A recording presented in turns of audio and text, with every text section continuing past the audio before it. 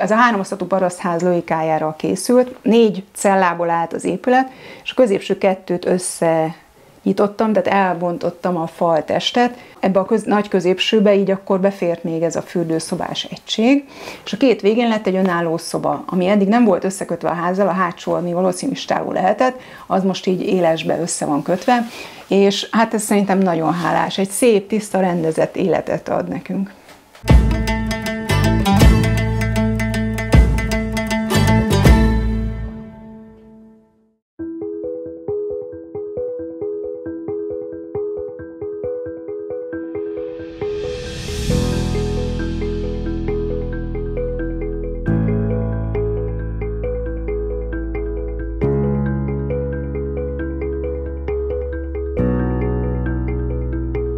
Én Tokahegy aljára a szerelem útján érkeztem kb. 20 évvel ezelőtt. Én miskolci születésű vagyok, mikor pedig a vándоriskolát elvégeztem, akkor utána hát kerestem magamnak egy helyet, Miskolcon Rudolf Mihály mellett gyakornokoskodtam még azért egy kicsit, és egyszer csak elsodortak az események, és Sárospatakra költöztem, nagy örömömre. Elkezdtem keresni házat, hogy hát egy saját udvar, saját ház, hogy ne legyen ilyen külsős része, és hát ez a kerített ház, amire végül is rátaláltam, ez 14 tavaszán volt, és hát egy kerek esztendő volt, hogy a felújítást annyira végére vihessem, hogy így beköltözhető legyen, és hát pont akkor lobbant ki az a nagy szerelem, amit Mádon Topolenszky Csaba bútorasztalos férjuram által, hogy már majdnem, hogy együtt költöztünk be a házba. Úgyhogy belül ebbe az öreg részben nem is annyira látszanak az ő kezemunkái, 1-2 kivétel van, de amit már a garázs újjáépítésével csináltunk, és ott fent egy kis toronyszobát, ott már jóval több minden őt dicséri.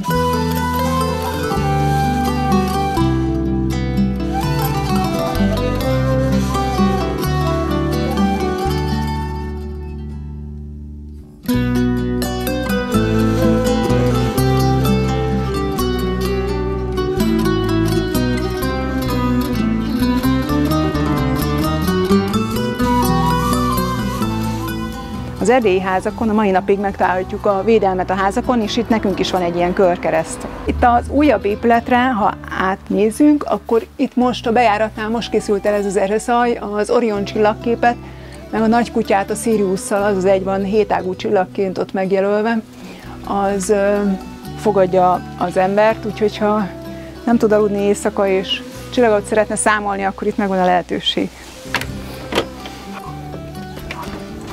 Fel is megyünk akkor a toronyszobába. Az most a vendégeknek szánt apartmanunk, illetve egy építésziroda is egyben.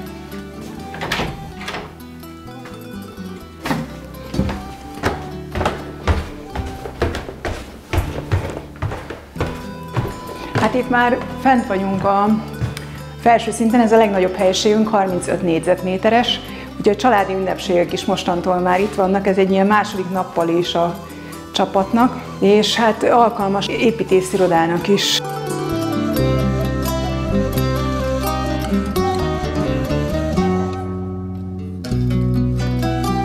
Ez az a helység, ahonnan látjuk a környező szőlődombokat is, úgyhogy az úrágya, ami a faluból nézve itt nyugszik a nap, tehát ezért nevezik úrágyának, ez itt végre szépen látható.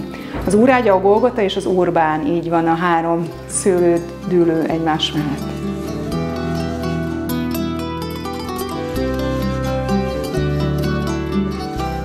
Ez egy 70 cm vastag külső, meg belső válaszfalakkal jellemezhető öreg, hát szerintem zsellérház, mert a fesztáv az csak 380, tehát ilyen szerintem nagyon keveseknek van, de én úgy gondoltam, hogy ez bőven megfelel, illetve hát egy remek pince tartozik hozzá az udvarról.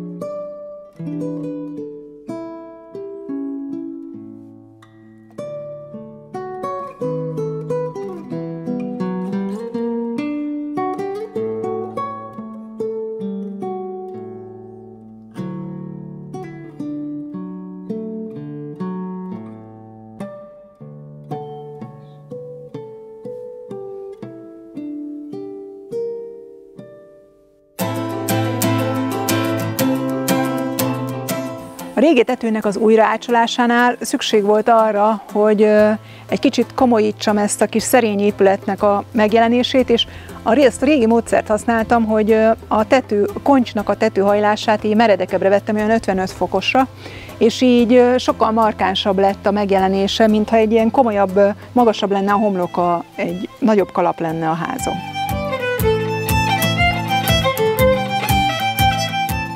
Menet közben, mikor felújítás zajlott, nagyon sokszor zavarba voltam, és vándortársam éppen Cigány Sasa jutott eszembe, hogy őt is kérdeztem meg, mert ilyen banális dolgok nem időben jutnak az ember eszébe, hanem így kicsit később. Illetve van egy ilyen öntudatosság is, hogy én minden betont felbontottam itt a padló rétegrendbe, és elől a hajópadlós szobákban csak kavicságy, illetve a gajok-textilre, párnafára lett téve a faanyag, tehát se vízszigetelés, se hőszigetelés, a klasszikus értelemben nincs benne, de pont emiatt a kavicságy miatt szerintem megvan a vízszigetelés például. És itt benne ez a tégla, a padló került lerakva, ami szintén betonnal nem rendelkezik, egyedül a vizes blokkba készült. A padláson is például mai nap már egy kicsit bánom, hogy a gyógynövényszállító padlásnak képzeltem, és hogy ne legyen ott fólia, de hát elég koszolódós a tető így, és a régi bontott cserepet tettem vissza, tudatosan a bontcserepet, de hogy azt azért nézni kell néha, hogy nem megreped, és valami lecseppen a padláson belül. Hát ezzel van egy kis feladatom. Gilázzáróknak a mennyiségét kellett megnövelni, leginkább azt vettem észre, hogy egy mai háznak a fényviszonyok, hogyha már az úgy be van állítva, ahogy a mai embernek az igénye van, direkt, hogy állítható, változtatható játéka legyen, az nagyon lényeges. És hát ehhez az is tartozik, hogy nem 5 méteres fák vesznek közre, hanem 10-15 méter magasak, tehát a fák lombjainak az árnyék, a fényeváltozása is, ahogy jár a nap, egy nagyon-nagyon szépek a kertrészeknek is az önálló illete, ami van itt az udvaron. Itt belül pedig eddig csak észak-nyugati homlokzatán volt nyilázzáró a háznak, úgy vettem meg, és azzal kezdtem, hogy akkor az utcafronton az dél-nyugati homlokzat, akkor válmagasságba vegyük csak le a vakolatot, mert ott biztos, hogy meg lesz a 2 régi ablak. És láthatjátok, hogy meg is találtuk, és az már nekem megadta azt a léptéket, aminek az ismétlésével, ilyen ikerablakos megoldással, tovább azzal a méretaránnyal és osztásrendszerrel tudtam tovább dolgozni. Hát nem csak az ablakokat találtuk, az eredetikeket meg, a falnyilást, hanem egy kicsit vakolat architektúrával feletöltöztetve, illetve a beköltözéskor Szent György napján lett a zászlótartóba beleszúrva a magyar zászló, úgyhogy azóta ez a címeres zászló ünnepélyesen hirdeti, hogy mi itt vagyunk.